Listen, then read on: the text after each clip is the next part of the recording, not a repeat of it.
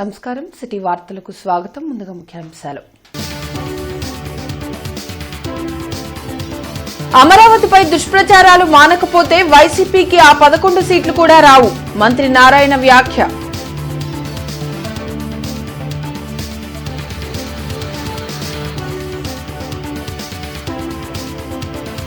గొడ్డలిపోటు వెన్నుపోట్లకు Jagan brand ambassador.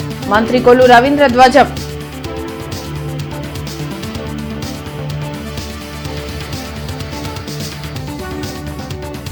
బొద్దింక ఇల్లంతా కలుషితం చేసినట్లు రాజకీయాలను జగన్ పొల్యూట్ చేస్తున్నారు విమర్శించిన జిల్లా టీడీపీ అధ్యక్షులు మాణిక్యారావు.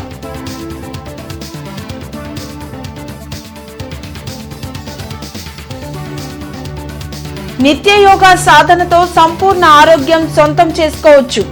యోగాంధ్ర కార్యక్రమంలో కలెక్టర్ సాయికాంత్ వర్మ.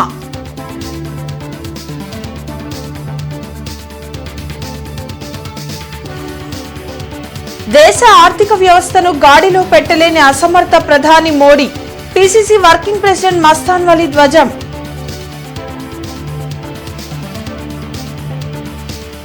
ఇంటర్నెట్ చరిత్రలో సంచలనం సిటీ బ్రాడ్బ్యాండ్. ఇప్పుడు ఇంటింటికి ఇంటర్నెట్, సిటీ నుంచి గ్రామం వరకు అదే స్పీడ్. మీరు ఈ రోజే సిటీ బ్రాడ్బ్యాండ్ కుటుంబంలో చేరండి. అత్యున్నత స్థాయి కార్పొరేట్ వైద్య సేవలు ఇప్పుడు అందరికీ అందుబాటులో. అత్యాధునిక పరికరాలతో అత్యున్నత స్థాయి వైద్య సేవలు అందిస్తున్న హాస్పిటల్ ఆంధ్ర ప్రైమ్ హాస్పిటల్. 25 సంవత్సరాలుగా గౌతమి గ్రూప్ ఆఫ్ ఇన్స్టిట్యూషన్స్ వారిచే నడపబడుతున్న సంస్థ.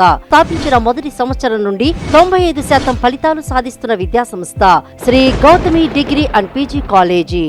రాజధాని అమరావతిపై వైసీపీ ఇలాగే అబద్దాలు కొనసాగిస్తే ఈసారి 11 సీట్లు కూడా రావని మంత్రి నారాయణ వ్యాఖ్యానించారు. అమరావతి హ్యాపీనెస్ గృహాల నిర్మాణ వ్యయం కేంద్ర ప్రాజెక్టుల కంటే తక్కువని స్పష్టం చేశారు. రాజధాని అమరావతిలో మంత్రి నారాయణ పర్యటించారు. కొండవీటి వాగు, పాలవాగులపై నిర్మిస్తున్న వంతెన నిర్మాణ పనులను ఆయన పరిశీలించారు. 2 వాగులపై 69 బ్రిడ్జీలు కడుతున్నట్లు మంత్రి వివరించారు. వర్షాకాలం ఎక్కడా నీరు నిల్వకుండా పకడ్బందీ చర్యలు చేపట్టాలని అధికారులను ఆదేశించారు. అవసరమైతే ఎక్కువ జేసీబీలను పెట్టి పనులు పూర్తి చేయాలన్నారు. మనం కట్టే అనేక భవనాలు ఐకానిక్ అని, అందుకే వాటికి ఖర్చు ఎక్కువగా ఉందని నారాయణ స్పష్టం చేశారు. రాజధాని అమరావతిపై మాజీ సీఎం జగన్ తప్పుడు ప్రచారాలు మానుకోవాలని హితవు పలికారు. ఎక్కడైనా ఐకానిక్ అనేది 16,000, 17,000 అవుతుంది, 18,000 అవుతుంది. ఈరోజు పార్లమెంట్ తీసుకోండి, పార్లమెంట్ ఏదైతే కట్టారో దానికి 16,916. కాబట్టి నేను ఒకటే చెప్తున్నానండి, మీరు ఇలా ప్రజలకు కానీ అబద్ధాలు చెప్తూ పోతే ఆ 11 సీట్లు మేలవు. నేను చాలా క్లియర్ చెప్తున్నా. మీరు డేటా కంపేర్ చేసి చెప్పండి. హ్యాపీనెస్ట్ కరెక్ట్గా అరగంటలో ఫిల్ అయిపోయినాయి. హ్యాపీనెస్ట్ ఆ రోజు ఓపెన్ చేస్తే కరెక్ట్గా హాఫ్ అన్ అవర్. దాని కాస్ట్ 3,393 రూపాయలు చదరపడికి మాత్రమే. It is a residential. అదేవిధంగా మళ్ళీ చెప్తున్నా, గజిటెడ్ 27.22 లక్షల చదరపడుగులు. దానికి 3,684 రూపాయలే. బొద్దింక ఇల్లంతటినీ కలుషితం చేసినట్లే రాజకీయాలను జగన్ పొల్యూట్ చేశారని జిల్లా టీడీపీ అధ్యక్షులు లెడ్ క్యాప్ చైర్మన్ పిల్లి మాణిక్యారావు తీవ్ర వ్యాఖ్యలు చేశారు. జిల్లా టీడీపీ కార్యాలయంలో జిల్లా టీడీపీ అధ్యక్షులు పిల్లి మాణిక్యారావు, ఏపీఐడీసీ చైర్మన్ డేగల ప్రభాకర్, వడ్డెర కార్పొరేషన్ చైర్మన్ మల్లీశ్వరరావుతో కలిసి మీడియాతో మాట్లాడారు. జగన్ సైకో స్థాయి నుంచి బొద్దింక స్థాయికి దిగజారని ధ్వజమెత్తారు. 2 ఏళ్ల కూటమి ప్రభుత్వ పాలనలో ప్రజలు సంతోషంగా ఉంటే ఓర్వలేక డీఎస్సీలో అక్రమాలంటూ జగన్ తప్పుడు ప్రచారం చేస్తూ యువతను రెచ్చగొడుతున్నారని విమర్శించారు. మాజీ మంత్రి అంబటి రాంబాబు జైలుకు వెళ్లి వచ్చినా ఇంకా బుద్ధి రాలేదని, చంద్రబాబుపై అనుచిత వ్యాఖ్యలు చేస్తే తాము కూడా అదే స్థాయిలో సమాధానమిస్తామని మాణిక్యారావు తేల్చి చెప్పారు. జగన్మోహన్ రెడ్డి ఒప్పుకున్నట్టే జగన్మోహన్ రెడ్డి కూడా రాజకీయాల్లో బొద్దింకలాంటి వాడు. అతను వచ్చిన తర్వాత రాజకీయాల్ని కలుషితం చేయటం, రాజకీయాల్లో మత సంస్కృతి తీసుకురావటం, రాజకీయాల్లో యువతని పెడదవ పట్టించడం, రాజకీయాల్లో మొత్తం గంజాయి బ్యాచ్ని తయారు చేయటం, రాజకీయాల్లో మొత్తం కలుషితం చేయటం, రాజకీయాల్ని కలుషితం చేయటం, అభివృద్ధి లేకుండా చేయటం, విధ్వంసం చేయటం.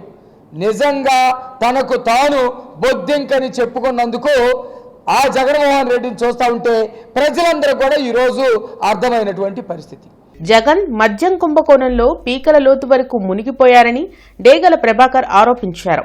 జగన్ మాటలను వాళ్ల పార్టీ నాయకులు వినడం లేదని, ప్రజలు ఎలా నమ్ముతారని చెప్పారు.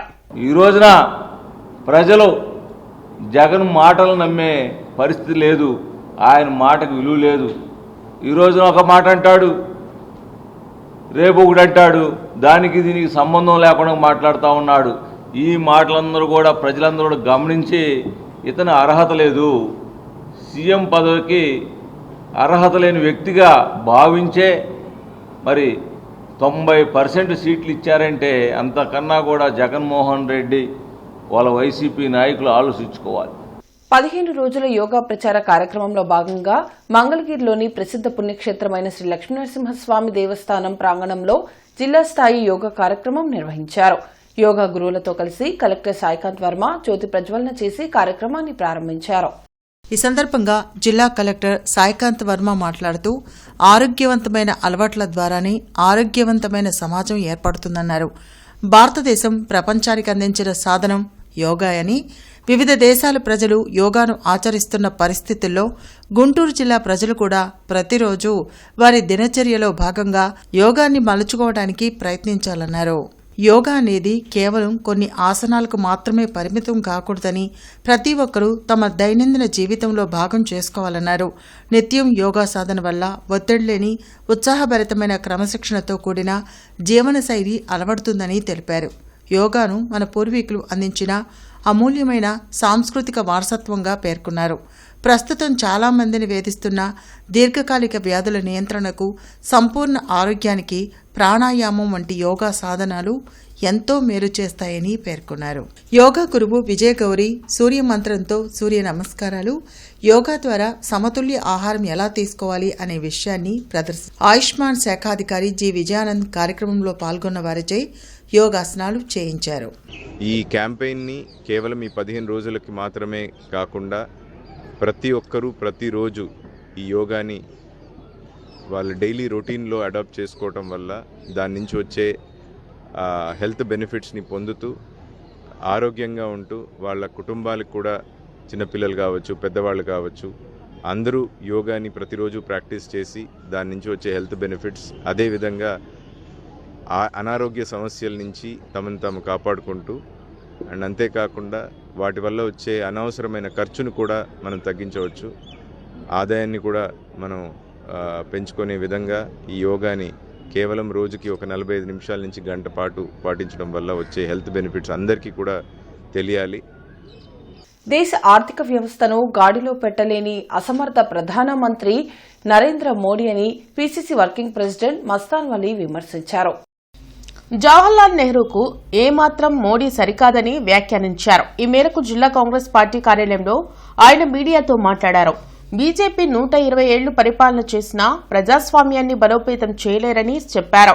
లక్షల కోట్ల రూపాయల అప్పు చేయడమే మోడీ గొప్పతనమని విమర్శించారు. మోడీ వ్యాపారాల కోసం దేశాన్ని అమెరికాకు తాకట్టు పెట్టారని ధ్వజమెత్తారు. అదేవిధంగా గత 12 సంవత్సరాలుగా బీజేపీ పరిపాలనలో దేశంలో ఎలాంటి అభివృద్ధి జరగలేదని జిల్లా కాంగ్రెస్ పార్టీ అధ్యక్షుడు ఎన్ఎం సుధీర్ బాబు తెలిపారు. ఎప్పుడు లేని విధంగా ద్రవ్యోల్బణం పెరిగిందని, పెట్రోల్, డీజిల్, గ్యాస్తో పాటు 300 రెట్లు నిత్యావసర వస్తువుల ధరలు పెంచారని పేర్కొన్నారు. మహిళలపై అఘాయిత్యాలు, రైతుల ఆత్మహత్యలు, పెద్ద ఎత్తున జరిగిన రైలు ప్రమాదాల గురించి సమాధానం చెప్పాలని డిమాండ్ చేశారు.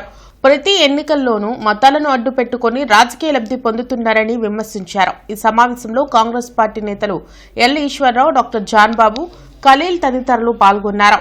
నోరు విప్పి పాత్రికేయ మిత్రులతో ఒక ప్రెస్ మీట్ పెట్టలేనటువంటి ఒక అసమర్థత ప్రధాని 12 సంవత్సరాలు పూర్తి చేసుకున్నాడంట.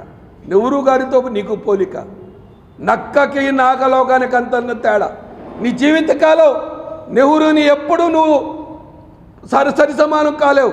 దేశానికి భారతీయులకు 36 కోట్ల మంది, 40 కోట్ల మంది జనాభాకి ఆహార ధాన్యాలు లేనటువంటి పరిస్థితిలో ఆయన ప్రధానమంత్రి అయితే బర్మా నుంచి మనం గోధుమలు తెచ్చుకున్నటువంటి పరిస్థితి, బర్మా నుంచి వచ్చినట్టు గోధుమలతో భారత జాతి కడుపు నింపుకున్న పరిస్థితి.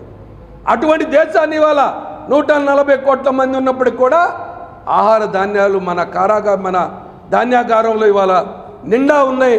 అవసరమైతే ప్రపంచానికి సహాయం చేసే స్థాయికి శ్రీ జవహర్లాల్ నెహ్రూ గారు తీసుకున్న నిర్ణయం కాదా? పంచవర్ష ప్రణాళికల ద్వారా వ్యవసాయ రంగానికి, రైతాంగానికి పరిశ్రమలు తీసుకోండి. మీరు ఈ దేశంలో ఏ పెద్ద పరిశ్రమలు తీసుకున్నా అది ఆయన తీసుకున్నది కదా. బిహెచ్ఎల్ కానీ ఇవాళ రక్షణ రంగంలో ర్యాకెట్లు తయారు చేస్తున్నామంటే ఆయన తీసుకున్నటువంటి ఆ రోజు రక్షణ రంగానికి సంబంధించినటువంటి ఆ కర్మాగారాలు, ఆ పరిశ్రమలు ఇవాళ ర్యాకెట్లు తయారు చేసుకుంటున్నాం. ప్రతిదీ 12 సంవత్సరాల్లో ఇప్పటి వరకు 190 లక్షల కోట్ల రూపాయలు ఈ భారతదేశం మీద ఈ గడిచిన 12 సంవత్సరాల్లో అప్పు చేయడం జరిగింది. మరి ఆయన చేసినటువంటి అప్పు ప్రతి పౌరుడి మీద 2 లక్షల రూపాయల అప్పు ఉంది. మరి వీటన్నిటికీ ఎవరు సమాధానం చెప్తారు? ఇవన్నీ మాట్లాడకుండా, ఇవన్నీ చెప్పకుండా, ఇవన్నీ ఎవరన్నా మాట్లాడితే వాళ్ళని దేశద్రోహులుగా, వాళ్ళనేమో పాకిస్తాన్ వాళ్ళేదో వాళ్ళని అభిమానించే వాళ్ళలాగా, అర్బన్ నక్సలైట్లుగా అంటే ప్రశ్నిస్తే ఈ ఎన్డీఏ ప్రభుత్వంలో వాళ్ళు యాక్సెప్ట్ చేయరనమాట. ప్రశ్నించడం అనేది వాళ్ళకి ఇష్టం ఉండదు. ప్రశ్నిస్తే వాళ్ళు పాకిస్తాన్, ప్రశ్నిస్తే వాళ్ళేమో అర్బన్ నక్సలైట్, ప్రశ్నిస్తే వాళ్ళు దేశద్రోహులు. వైసీపీకి ప్రజలు ప్రతిపక్ష హోదా కూడా ఇవ్వకుండా 11 సీట్లకే పరిమితం చేసినా ఆ పార్టీ నేతల ప్రవర్తనలో మార్పు రాలేదని, నోటికొచ్చినట్లు మాట్లాడుతున్నారని తూర్పు ఎమ్మెల్యే నసీర్ అహ్మద్ అన్నారు. అడ్డగోలుగా వ్యవహరిస్తే సహించేది లేదని, వారి ఆగడాలను అడ్డుకుంటామని ఆయన చెప్పారు. జిల్లా పార్టీ కార్యాలయంలో సర్పై నిర్వహించిన అవగాహన కార్యక్రమంలో ఆయన మాట్లాడారు. కూటమి ప్రభుత్వం వచ్చిన 2 ఏళ్లలోనే కని విని ఎరుగని రీతిలో అభివృద్ది పనులు చేపట్టామన్నారు. సూపర్ 6 పథకాలను అమలు చేసి చూపిస్తున్నామన్నారు. వైసీపీ నేతలను ప్రజలు నమ్మే పరిస్థితిలో లేరన్నారు. అర్హులైన ప్రతి ఒక్కరికి ఓటు హక్కు కల్పించాలన్న ఉద్దేశంతోనే కేంద్ర ఎన్నికల సంఘం సర్ కార్యక్రమాన్ని తీసుకొచ్చిందని చెప్పారు. ప్రజలు అధికారం ఇచ్చిన తర్వాత 2 సంవత్సరాలు మేనిఫెస్టోలో చెప్పినటువంటి అంశాలను, ముఖ్యంగా సూపర్ 6ని సూపర్ హిట్ చేశామని చెప్పి గర్వంగా చెప్పుకునేటువంటి ధైర్యం మాకుంది.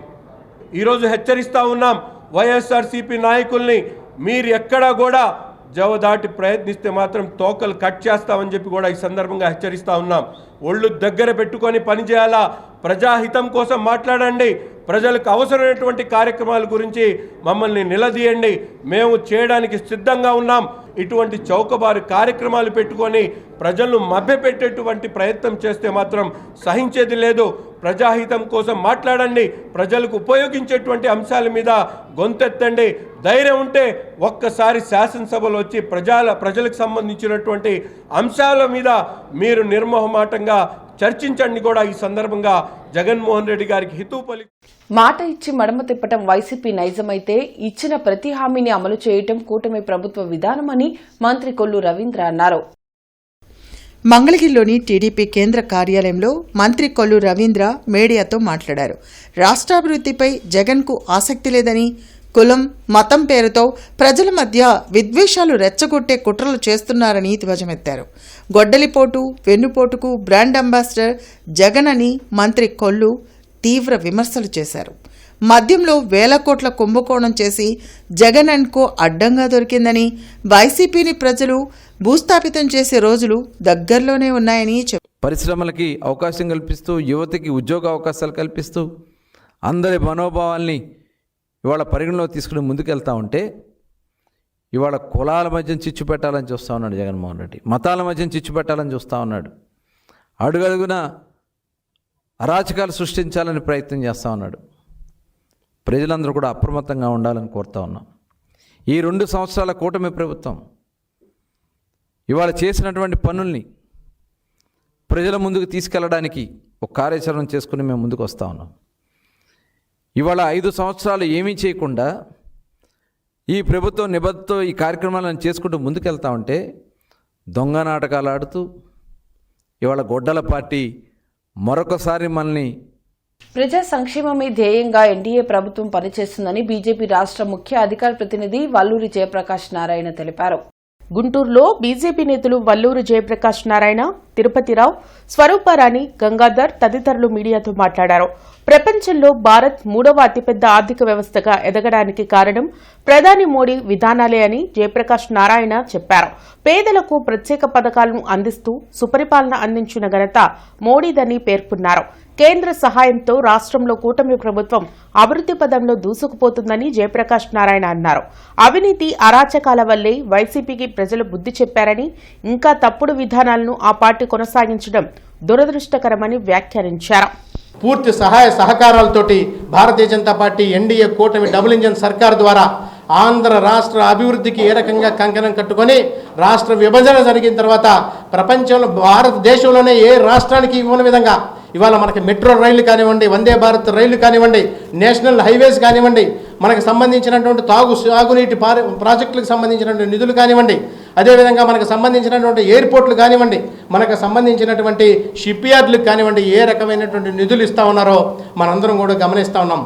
డబుల్ ఇంజన్ సర్కారు వస్తే ఆంధ్ర రాష్ట్రం దేశంలోనే అగ్రగామి రాష్ట్రంగా వెళ్తుందని మాట ఇచ్చి 2024లో ఉమ్మడి కూటమి ప్రభుత్వం ఏర్పడిన తర్వాత రాష్ట్రంలో చంద్రబాబు నాయుడు గారి నాయకత్వంలో ఈ 2 ఏళ్ల పరిపాలనలో నభూతో నా భవిష్యత్ అన్నట్టుగా 5 సంవత్సరాల విధ్వంసం నుంచి ఇవాళ అభివృద్ధి బాటన పడుతున్నటువంటి పరిస్థితి కేవలం ఇది ఎన్డీఏ కూటమి ప్రభుత్వం వల్ల మాత్రమే సాధ్యపడుతుంది అని చెప్పి నరేంద్ర మోదీ గారి యొక్క 12 సంవత్సరాల పరిపాలనలో ఈ 2 సంవత్సరాల ఆంధ్ర రాష్ట్రానికి ఒక సువర్ణ అధ్యాయంగా మనందరం కూడా చెప్పుకునేటటువంటి పరిస్థితి ఇవాళ మనందరం కూడా చూస్తూ ఉన్నాం. సత్తెనపల్లి డీఎస్పీ హనుమంతరావు ఆధ్వర్యంలో అచ్చంపేట మండలం పెద్దపాలెం గ్రామంలో పోలీసులు కార్డన్ సెర్చ్ నిర్వహించారు. ఈ కార్యక్రమంలో 80 మంది పోలీసులు, సత్తెనపల్లి సబ్ డివిజన్ పరిధిలోని 2 సిఐలు మరియు 8 మంది ఎస్ఐలు పాల్గొన్నారు. సరైన ధ్రువపత్రాలు లేని 36 బైకులు, ఒక ఆటోని స్వాధీనం చేసుకున్నారు. యువత గంజాయి, మత్తు పదార్థాలకు బానిసలుగా మారి వారి భవిష్యత్తును నాశనం చేసుకోవద్దన్నారు. గ్రామంలోని ప్రజలను సైబర్ నేరాలపై అప్రమత్తంగా ఉండాలని, యువత బెట్టింగ్ యాప్స్తో జాగ్రత్తగా ఉండాలన్నారు. యువత తప్పుదారిలో వెళ్లకుండా సత్తెనపల్లి డీఎస్పీ హనుమంతరావు అవగాహన కార్యక్రమం నిర్వహించారు.